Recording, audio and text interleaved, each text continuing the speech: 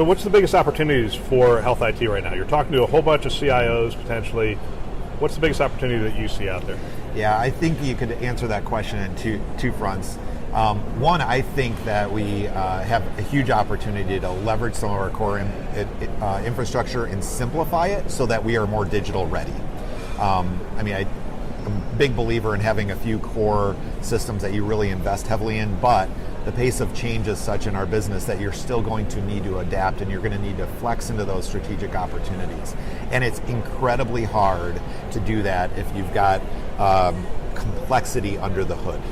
And so I would say do not underestimate how much that complexity will hurt you in the long run if you're not ruthless in rooting it out. Simplify. Not only for the cost, but also for the agility that it's going to provide you. And so that's kind of philosophically, I would say, our opportunity is to get more simple so that we can be more agile, so that we can innovate. And I think the innovation is going to come in two main areas. You've already touched on them: digital and how we transform our healthcare systems digitally, some of which will be very common types of capabilities that we're all going to have in our toolbox. And then there's going to be those things that are truly differentiating. And the second is how well we use the data that we actually have in our systems to come up with new answers and new outcomes. And that's where our business and our clinical competitive advantage is going to come in with advanced analytics and some of these tools. If we can apply those well, we will actually see significant changes in the core of business of healthcare. There's other things that we do every day that just helps us kind of make the core a little better. The things that I look for are the things that actually change the core.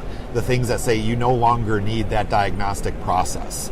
I'm looking forward to a point in time, and this may be way out there, where you could actually go in and have some medical imaging done, and when you walk out, you're going to get a report because it's so protocolized and the AI engine has become so strong that you're going to get a 99.6% accurate report out.